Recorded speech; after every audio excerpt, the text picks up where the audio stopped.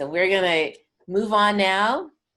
Our director, executive director, Brooke, is going to kick us off to tell us more about our organization.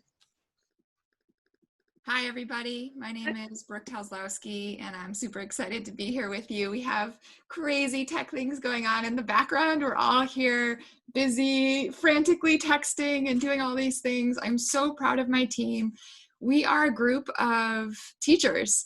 In addition to being the executive director of Agency by Design Oakland, I'm also a teacher on special assignment at Oakland International High School.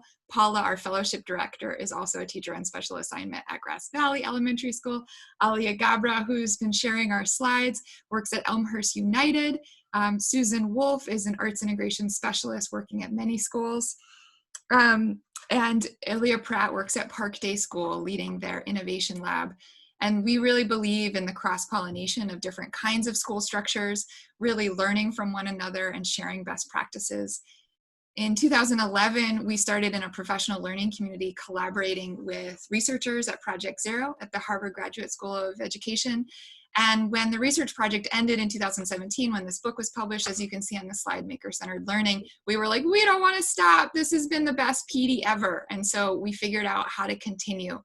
And what you can see on the slide here is just a little image of part of the framework. If you stay in the main session today, you'll be learning a little bit more about the framework and trying out different routines that will help you to look closely and explore complexity and find opportunity. Next slide, please. We really believe that all learners should have the opportunity to be in control of their own learning, and we use an inquiry cycle. It's a best practice across many organizations to do that with our teacher fellows in our main program. But this really comes from, I'm an artist, and this really comes from artists. This idea of I'm going to investigate something, and I'm going to really look at it closely and get excited about it. And then I'm going to try something and make something and look at that visual artifact and then see what I'm going to do next and try something different and reflect on it. That deep engagement and that deep process is one that we ask our teachers to do. Really looking at the system of their classroom. Maker-centered learning is really well known for 3D printers and laser cutters and a lot of tech. We are really the thinking and the understanding wing of maker-centered learning, and specifically looking at systems thinking. And particularly for teachers, we all know teaching is a system. Education is a system. Your classroom is a system. Just your seating chart is a system. And so teachers are systems thinkers. And so we ask them to really look closely at that system and explore the complexity of it, looking at the power dynamics, looking at our own bias that we bring into that situation, and to reflect on it and to hack it and tinker with it and make it better. Teaching at its best is an incredibly engaging profession, and being engaged in this inquiry cycle is one that we're really excited about and we think is very empowering. Next slide, please. So before the coronavirus happened, teachers were really deep in these beautiful, specific inquiry questions. And next, you can press next, please. For example, one of our teachers was asking this question: how can I use co-critique to shift power in the classroom? Co-critique is a strategy that comes from maker-centered learning. It's something that when you look in a makerspace, you see makers critiquing each other and building off of one another's ideas and asking for advice, and lots of beautiful moments and language there are teaching each other how to do things. And when you walk into a room where that's happening, you don't necessarily know who the teacher is. And so it shifts the power, right? It really allows, like, I learned how to use a soldering iron from a 6th grader. I have a scar on my hand, right? But shifting that power and really being able to say, like, we're all teachers, we learn from ourselves, is an important thing. So before this shift happens, this is an example of what was happening. Next slide, please. And just a few days before we went into shelter in place, we asked our fellows to give us an image and a headline or a caption. And these were some of those examples. Sarah Ketchum over at Oakland Technical High School was thinking about how to make my students' thinking really visible and how to play with it and how to, like, connect ideas to one another. Jonathan Lazatin over at Met West was thinking about how students can facilitate their own spaces. Robin over at Ascend with her 3rd graders was having them go out and conduct interviews around bullying. And you can see an example here of Sydney over at Emerson Elementary School having her students become a role model and become a mentor and dress up as them. Next slide. And then, of course, as we all know, we moved into craziness. Paula, I'm going to turn it over to you. If we could spotlight Paula's video. Yes, so, and then the pandemic hit and everything changed. It was just a completely different landscape, and we had to figure out where to go from here. And so we asked our fellows, what's happening? So our next meeting was actually was just a few weeks ago, the beginning of April, and it was our first virtual meeting, and we were asking, well, what are you doing now? What's happening? How are you teaching? And these are some of the responses we got. That it's create as we go. That's the new way to teach. We're figuring it out. Focusing on human time together, doing wellness checks. How are we celebrating home learning? Who's the experts in your family? Next slide. And this really beautiful slide by Chantel, one of our fellows, who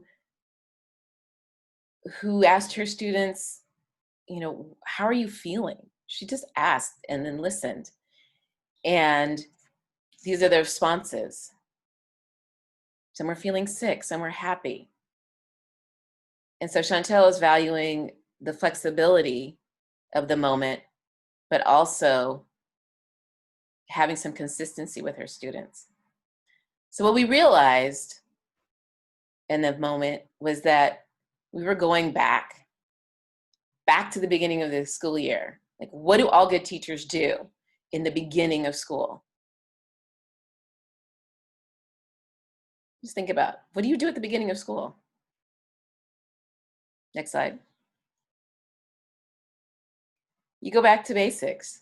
You focus on, that's right, building relationships, creating a community, connecting with others. And that's what our fellows were doing. Really checking in and figuring out what needed to happen. There was empathy building with all those wellness checks, calling families, calling students, seeing what they needed in the moment, finding out what was going on with families and what students' capacities for work was. Really focusing on the now and what needs to happen right now. And so through those connections and through those relationships, teachers realized that they needed to change up just about everything. And as we know, teachers are designers. So we became designers extraordinaire. We're all designers extraordinaire in this moment. Next slide, please.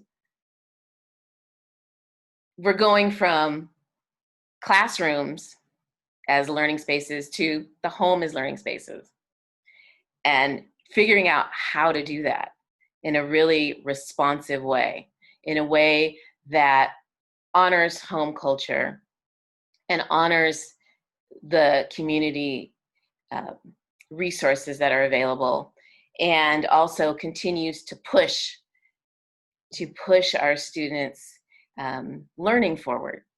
And so we're using this moment to tinker and hack and design and redesign, prototype and try again and again and again and again and again. And that's really the heart of maker-centered learning and also culturally responsive learning. Next slide. So those are the two big influences in Agency by Design Oakland, is of course maker-centered learning and Zaretta Hammond's book, Culturally Responsive Teaching in the Brain.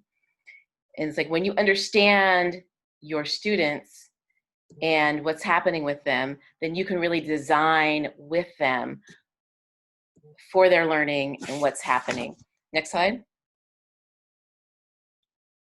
So some of you may have seen Zaretta's webinar, Moving Beyond the Packet, and we just loved how she broke down her culturally responsive design principles into the skinny set. And I know some of you have come to us from her webinar, and we use her work very much in our practice. And so these 3 principles really map on really well to maker-centered learning principles, anchoring big picture questions, which is what we do with inquiry. We ask our fellows to ground in inquiry, and then we work with what our students already know and get them to move forward with new schema by chewing on it, by doing, by making, by designing.